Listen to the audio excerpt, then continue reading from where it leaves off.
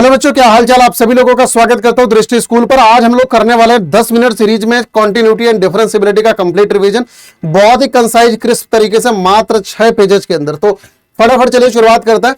जिन बच्चों को इसकी पीडीएफ डाउनलोड करना है, ये क्यूआर कोड दिया गया है आपको, यहां से बेटा आप लोग डाउनलोड कर सकते हो। इसे स्कैन कर लेना, यहां पर आपको सारी की सारी माइंड मैप की पीडीएफ आपको मिल जाएगी। साथ ही साथ जिन बच्चों ने चैप्टर नंबर 1 से लेकर चैप्टर नंबर 4 का नहीं देखा है, इस चैनल पर बेटा ऑलरेडी माइंड मैप चारों जा चुके हैं, आप लोग उससे जाकर जरूर चेकआउट कर लो। तो चलिए शुरुआत करते हैं। सबसे पहले कॉन्टिन्यूटी एंड डिफरेंशियबिलिटी। कॉन्टिन्यूटी हम किसे कहते हैं बाबू? कॉन्टिन्यूअस फंक्शन हम किसे कहते हैं? जिसका ग्राफ हमारा ब्रेक ना हो। डिसकॉन्टिन्यूअस फंक्शन हम किसे बोलेंगे? जिसका ग्राफ हमारा ब्रेक हो जाए। डिफरेंशिएबल फंक्शन किसे बोलेंगे? डिफरेंशियबिलिटी की दो बात होती है, एक तो फंक्शन हमारा कॉन्टिन्यूअस होना चाहिए, दूसरा हमारा फंक्शन स्मूथ होना चाहिए। नॉन डिफरेंशिएबल फंक्शन हम किसे बोलते हैं? अगर कहीं पर फंक्शन पर शार्प टर्न आ जाए, ठीक है, और दूसरा अगर फंक्शन हमारा कहीं पर ब्रेक हो जाए, इन दोनों में से कोई भी कंडीशन अगर एक हो जाएगी तो ये फंक्शन हमारा डिसकंटिन्यूअस हो जाएगा। यार कमेंट सेक्शन में बता के जाना ये वाला बैकग्राउंड अच्छा लग रहा है या जो शुरुआत में चारों चैप्टर का दे रखा है उसका व्हाइट वाला। नेक्स्ट आते हैं कुछ एक इंपॉर्टेंट बात, ठीक है, इसमें सिर्फ और सिर्फ काम की बात है। सबसे पहली बात यह है कि अगर कोई फंक्शन हमारा डिफरेंशिएबल है तो ये पक्की बात है कि कॉन्टिन्यूअस होगा। रीजन सिंपल है, डिफरेंशिएबिलिटी की दो कंडीशन है ना, क्योंकि फंक्शन हमारा कॉन्टिन्यूअस होना चाहिए पहले ही है, तो ऑब्वियस सी बात है फंक्शन हमारा कॉन्टिन्यूअस होगा। दूसरी बात, अगर कोई फंक्शन कॉन्टिन्यूअस है तो ये मे और मे नॉट भी डिफरेंशिएबल। कैसे?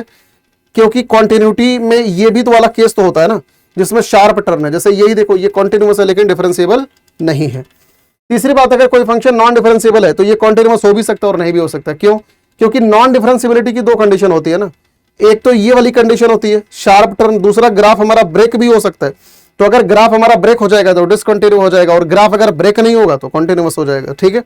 और अगर कोई फंक्शन डिसकंटिन्यूअस है तो ये पक्की बात है कि वो नॉन डिफरेंशिएबल होगा। सिंपल है, क्योंकि ग्राफ अगर ब्रेक हो गया तो ये इसकी condition function should be continuous, यही वायलेट हो गया, तो यानी कि फंक्शन हमारा नॉन डिफरेंशिएबल हो जाएगा। अब continuity and differentiability of some standard function, इसमें मैंने ग्राफ नहीं बनाए हुए, इसमें सिर्फ और सिर्फ मैंने इंपॉर्टेंट लिखे हुए हैं। सबसे पहली बात, जितने भी ट्रिग्नोमेट्रिक फंक्शन है सारे के सारे कॉन्टिन्यूअस एंड डिफरेंशिएबल होते हैं अपने डोमेन में। ग्रेटेस्ट इंटीजर और फ्रैक्शनल पार्ट ऑफ एक्स हर एक इंटीग्रल पॉइंट पर डिसकंटिन्यूअस और नॉन डिफरेंशिएबल होता है। लॉगरिथम फंक्शन कॉन्टिन्यूअस और डिफरेंशिएबल अपने डोमेन में होता है। Exponential function x belongs to real number में कॉन्टिन्यूअस डिफरेंशिएबल होगा। दुनिया का कोई भी polynomial function x belongs to real number में कॉन्टिन्यूअस डिफरेंशिएबल होगा। मॉडुलस फंक्शन बाबू हमेशा कॉन्टिन्यूअस होगा ऑलवेज, लेकिन नॉन डिफरेंशिएबल होगा जहां पर मॉड के अंदर का टर्म 0 होगा। कोई भी रेशनल फंक्शन है, रेशनल फंक्शन में denominator can not be equal to 0। Signum function हमेशा हर जगह पर कॉन्टिन्यूअस डिफरेंशिएबल होगा, सिर्फ और सिर्फ 0 को छोड़ के, ठीक है। पूरा मैंने समराइज कर दिया। नेक्स्ट आते हैं कॉन्टिन्यूटी एट अ पॉइंट। किसी भी कोई भी फंक्शन है y is equal to f of x, ये कॉन्टिन्यूअस है किसी पॉइंट पर। अगर limit extending to a plus पर वैल्यू, यही वैल्यू एफ ऑफ ए पर, यही value a minus f of x पर है, तीनों वैल्यूज अगर बराबर है तो अपन बोलते हैं क्या कि ये फंक्शन हमारा कॉन्टिन्यूअस है। अगर आपको याद आ रहा हो, यही लिमिट एग्जिस्टेंस की भी कंडीशन होती है। और हमें कॉन्टिन्यूटी डिफरेंशियबिलिटी को चेक कहां पर करना चाहिए बाबू? सिर्फ और सिर्फ डाउटफुल पॉइंट पर चेक करना चाहिए। डाउटफुल पॉइंट हम किसे कहते हैं? जहां पर फंक्शन अपनी डेफिनेशन को चेंज नहीं करता है। डिसकंटिन्यूटी ऑफ अ फंक्शन क्या होगा? अगर कंटिन्यूटी की कंडीशन ये तीनों बराबर है तो डिसकंटिन्यूटी की कंडीशन ऑब्वियस सी बात है, तीनों में से कोई भी दो पेयर अनइक्वल हो जाए, या तो ये दोनों अनइक्वल हो जाए, या तो ये दोनों हो जाए, या तो ये दोनों हो जाए, ठीक है ना। तो इन तीनों में से कोई भी दो पेयर अनइक्वल हो जाए। नेक्स्ट है properties of the continuous function. अगर हमारे पास कोई भी दो फंक्शन एफ एक्स और जी एक्स किसी भी पॉइंट पर कॉन्टिन्यूअस है तो दोनों को आप चाहे जोड़ोगे चाहे घटाओगे, दोनों को मल्टीप्लाई करोगे तो भी ये कॉन्टिन्यूअस होंगे। दोनों को अगर आप डिवाइड करोगे तो भी ये कॉन्टिन्यूअस होगा, अगर डिनोमिनेटर हमारा does not is equal to 0 है तो, ठीक है ना।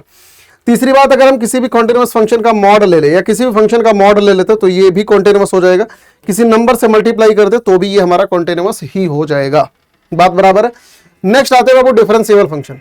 किसी भी फंक्शन को अपन किसी भी पॉइंट पर डिफरेंशिएबल बोलेंगे। देखो ये डिफरेंशिएबिलिटी का फर्स्ट ऑर्डर प्रिंसिपल है। लिमिट इज टेंडिंग टू 0 अगर f of a plus h minus f of a divided by h is equal to a minus h f of a divided by h, यानी कि कुल मिला के f of a plus पर value, यही value f of a पर, और ये वैल्यू जो भी आए बाबू ये फाइनाइट आ जाए, ठीक है ना। तो हम बोलेंगे कि ये फंक्शन हमारा डिफरेंशिएबल है। और अगर कोई भी फंक्शन डिफरेंशिएबल होता है तो उसका dy बाई dx एग्जिस्ट करता है। तो आते हैं अपन डिफरेंशिएशन पे। डिफरेंशिएशन में सबसे पहले x to the power n का derivative n into x to the power n minus 1, constant का derivative 0, a to the power x का a to the power x into log a, ln x का 1 by x, root x का 1 by 2 root x, 1 by root x का -1 by 2x root x, ठीक है। Sine x का cos x का minus sine x, tan x का sec square, cot x का minus cosec square, sec x का sec x into tan x, cosec x का minus cot x into cosec x, ठीक है ना। Sine inverse x का 1 upon root 1 minus x square, cos inverse x का minus root upon -1/√1 minus x square, tan inverse x का 1/1 plus x square, cot inverse x का -1/1 plus x square, sec inverse x का -1/x root x square -1, cosec inverse x का -1/x root x square -1। Next आते हैं बाबू basic property. Basic property में अगर f x plus minus g x लिखा हुआ है तो हम इनका अलग अलग डेरिवेटिव कर सकते हैं। कोई भी कांस्टेंट अगर मल्टीप्लाइड है तो कांस्टेंट को अपन बाहर ले लेंगे, बस फंक्शन का सिर्फ और सिर्फ हम डेरिवेटिव करेंगे। नेक्स्ट आ जाता है डीवाई बाई डी एक्स को अपन कैसे लिखते हैं सर, एफ डैश एक्स इसी को y1, d2y by D x square को एफ डबल डैश एक्स इसी को y2। Order of the derivative किसे कहते हैं, number of time differentiation have been done, कितनी बार डिफरेंशिएशन करा गया उसे ही हम ऑर्डर ऑफ द डेरिवेटिव बोलते हैं। मल्टीप्लीकेशन की प्रॉपर्टी क्या होती है, अगर एफ एक्स इंटू जी एक्स है तो एक फंक्शन को होल्ड करेंगे दूसरे का डेरिवेटिव, प्लस पहले को होल्ड करेंगे दूसरे का डेरिवेटिव, ठीक है ना। नेक्स्ट अगर तीन फंक्शन मल्टीप्लाइड है तो सेम यही तरीका, पहले वाले का डिफरेंशिएशन करेंगे बाकी दो एज इट इज, फिर दूसरे वाले का डेरिवेटिव करेंगे बाकी दो एज इट इज, फिर तीसरे वाले का डेरिवेटिव करेंगे बाकी दो एज इट इज। नेक्स्ट भैया क्वोशिएंट रूल, डिवीजन रूल, यहां पर डिनोमिनेटर का होल स्क्वायर करेंगे, सबसे पहले न्यूमरेटर का डेरिवेटिव करेंगे यानी f dash x, denominator as it is, minus ऊपर वाला function as it is into नीचे वाले फंक्शन का डेरिवेटिव। चेन रूल हम कब यूज करते हैं, जब सर हमारा कॉम्पोजिट फंक्शन होता है कोई भी, सबसे पहले बाहर वाले फंक्शन का डेरिवेटिव करता है, अंदर वाला पूरा एज इट इज, फिर उसके बाद वाले फंक्शन का डेरिवेटिव करते हैं उसके अंदर वाला एज इट इज, फिर एच एक्स का करेंगे, हमारे पास आ जाएगा एच डैश एक्स। नेक्स्ट है लॉगरिथम, ठीक है। लॉगरिथम पढ़ने के पहले, यूज ऑफ द लॉगरिथम पढ़ने के पहले सबसे पहला काम इसके सारे के सारे फॉर्मूलाज को देख लो। log x इंटू वाई होता है sir log x plus log y, x by होता है x बाई y होगा बाबू log x minus log y, log 1 की value 0, e to the power x की value ln x, a to the power a की value 1। Base change property क्या होती है, log a to the power b, जो ऊपर लिखा है log b, जो नीचे लिखा है log a, b to the power a क्या होगा, जो ऊपर लिखा है log a, जो नीचे लिखा है log b, ठीक है। log, अब पावर का गेम जरा देखो, log a to the power b to the power c, जो ये बेस का पावर होता है ये हमेशा डिनोमिनेटर में आता है log a to the power c, और जो इसकी पावर होती है ये हमेशा न्यूमरेटर में आता है, तो ये हो जाएगा d और ये डिनोमिनेटर में आएगा by b, log a to the power c।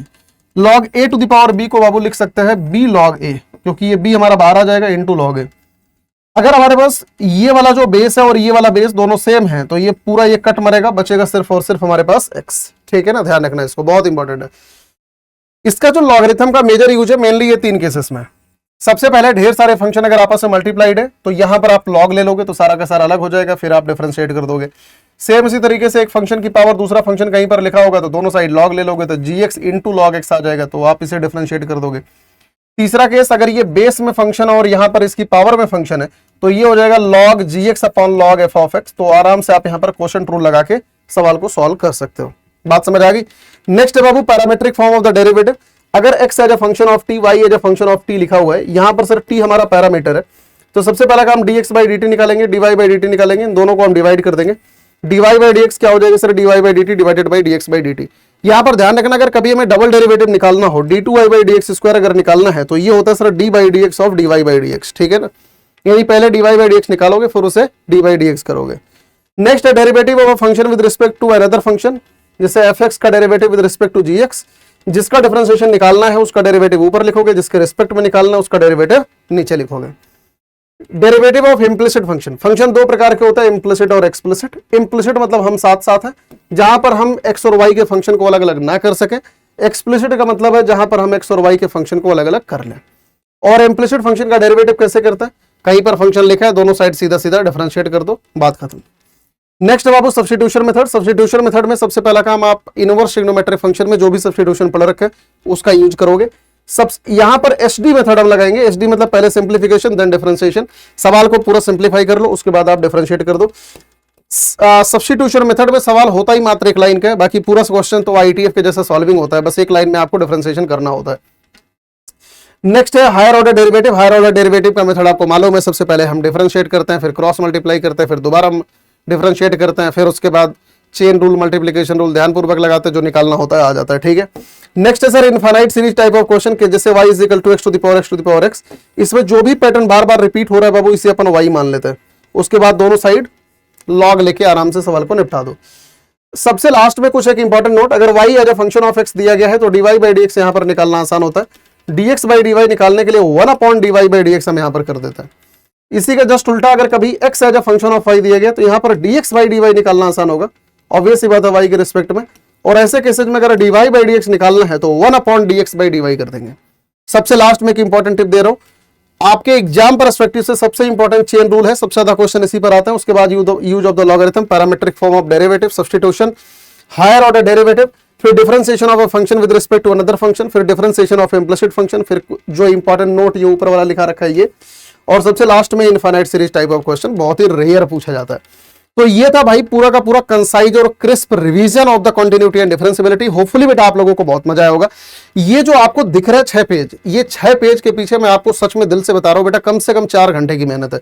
इसको लिखना, आपके लिए ऑर्गेनाइज करना, क्या क्या चीजें इंपॉर्टेंट है, बहुत सोच सोच के लिखना, तमाम यार बहुत मेहनत लगती है। बस मैं आप लोगों से इतना गुजारिश कर रहा हूं कि बेटा अपने मैक्सिमम दोस्तों तक यार ये सेशन को शेयर करना, ताकि सारे बच्चों की हेल्प हो सके। और चैप्टर नंबर 1 से लेके 4 का सारा पीडीएफ यहां पर इस टेलीग्राम पे डाल रखा है, जाके फटाफट ये चैप्टर नंबर 5 का भी ले लो। मैं यहां पर इसको भी अपलोड करा रहा हूं तुरंत, अभी के अभी। जस्ट सेशन के नीचे कमेंट कर देना अगर मिल जाए पीडीएफ तो, ठीक है ना। और बाकी कैसा लग रहा है आपको ये माइंड मैप, मजा आ रहा है कि नहीं सभी मेरे बच्चों को, एक बार नीचे कमेंट सेक्शन के अंदर जरूर बता के जाना, अपना प्यार बरसा के जाना और सारे दोस्तों में शेयर करना, ये आपकी जिम्मेदारी है। और हाँ, अगर इस चैप्टर को बेटा डिटेल में आपको कवर करना है, इसका डिटेल्ड वन शॉट भी इसी चैनल पर अपलोडेड है। कंप्लीट मैथ 1 बुक 1 का वन शॉट, बुक 2 का वन शॉट, सारी चीजें इस चैनल पर डाल रखी है। आपको कहीं भटकने की जरूरत नहीं है, बस आपको सिर्फ और सिर्फ अच्छी तरीके से यहीं पर लग के पढ़ना है।